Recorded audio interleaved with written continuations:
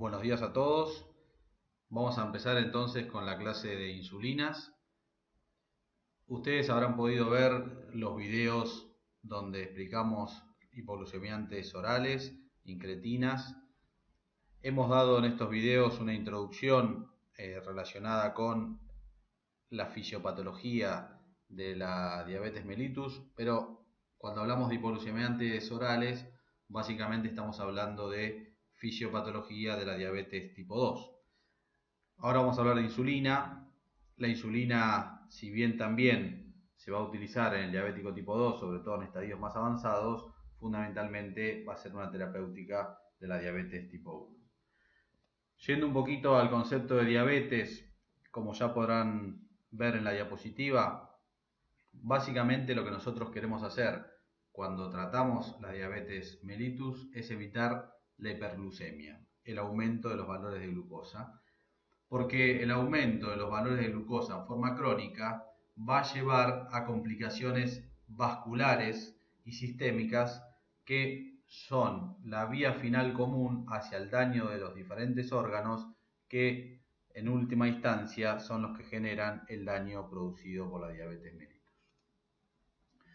Dentro de la diabetes, sucintamente tenemos varios tipos. Los dos tipos más importantes son la diabetes tipo 1 y la diabetes tipo 2.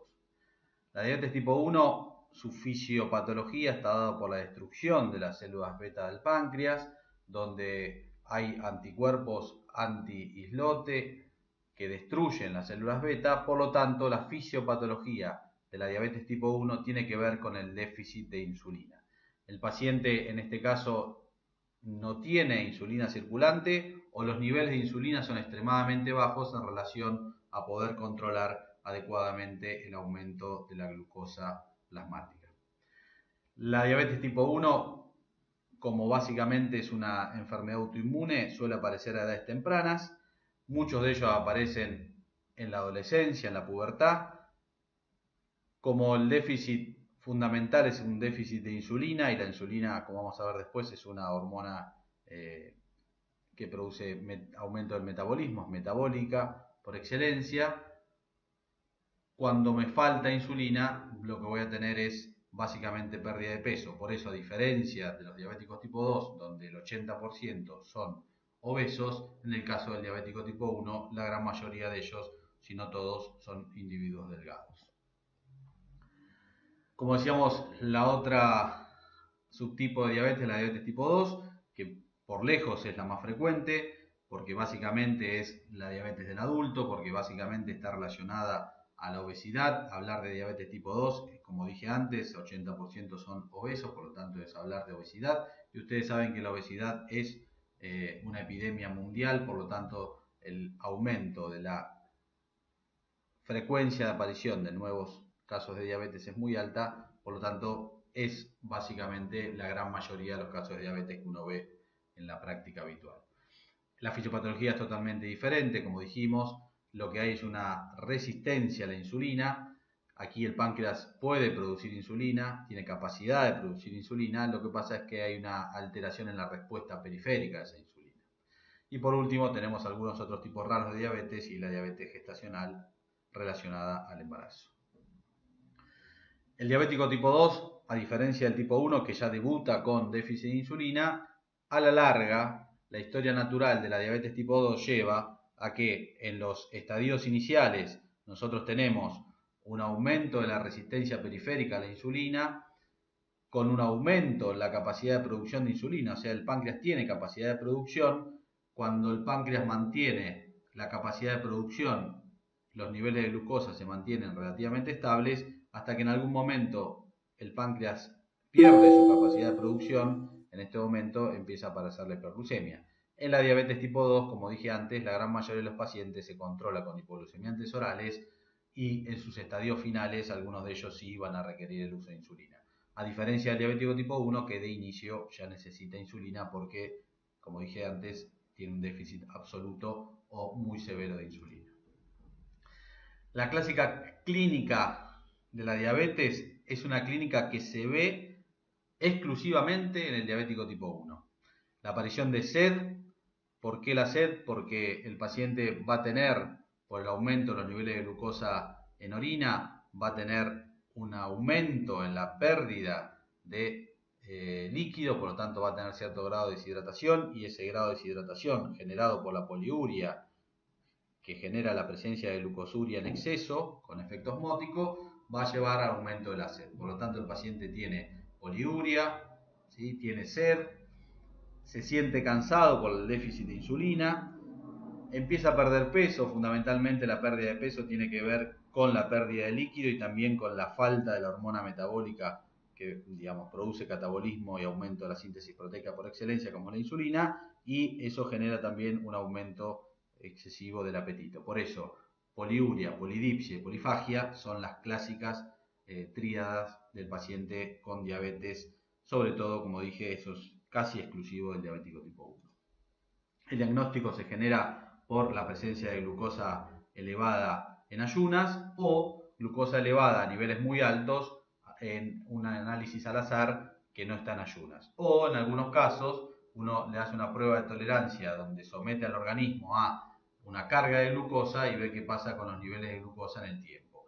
Siempre que tenga alguno de estos valores tengo que confirmarlo con una segunda prueba, y si 2 veces tengo alterados los resultados, puedo decir que este paciente es diabético. Como complicaciones, la diabetes tipo 2 va a tener básicamente lo que tiene que ver con la enfermedad cardiovascular y la microangiopatía.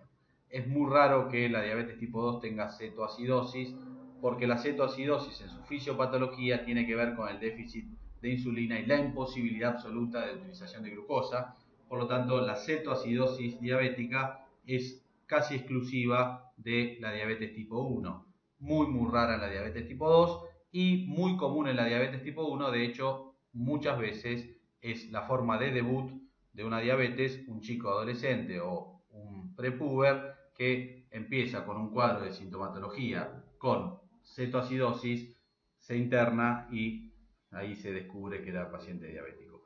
Básicamente en el diabético tipo 2 tenemos la microangiopatía con los problemas a nivel de la vista, la retinopatía, la nefropatía. La diabetes es la principal causa de insuficiencia renal crónica en diálisis, y la aparición de neuropatía con la polineuropatía diabética o mononeuropatía, que muchas veces es lo que va a llevar a la pérdida de sensibilidad con lesiones en los pies, y si eso uno lo suma a la macroangiopatía, que es la enfermedad cardiovascular con déficit de flujo, lleva a las clásicas apariciones de cuadros como el pie diabético, que en muchos casos llevan a la amputación de un miembro. Lo que nosotros queremos evitar con el tratamiento básicamente es la aparición de estas complicaciones. Yendo específicamente entonces a la insulina, hemos dicho antes que nosotros vamos a utilizar insulina en los diabéticos tipo 1 de entrada. En los diabéticos tipo 2 vamos a utilizarlo en estadios más avanzados de la enfermedad. Como podemos ver en la diapositiva, la insulina en realidad se produce primero, vamos a ver después, como una preproinsulina que se va clivando a medida que se va produciendo a nivel de la célula beta, y finalmente la insulina va a tener dos cadenas, como vemos la cadena A y vemos la cadena B, unidas por puentes disulfuro, como podemos ver aquí, por puentes disulfuro, y va a tener el péptido C, que posteriormente vamos a ver que es clivado y libera la insulina propiamente, que son las dos cadenas unidas por puentes disulfuro. Insulina podemos tener de diferentes orígenes: la insulina humana, la insulina porcina o la bovina. Diferentes orígenes que van a generar que tengan diferentes cambios a nivel aminoacídico de la cadena. Por lo tanto, esto puede generar en algunos casos reacciones alérgicas cuando no son de origen humano, pero como vamos a ver después, ya casi es exclusivo el uso de insulinas de origen humano o sintético.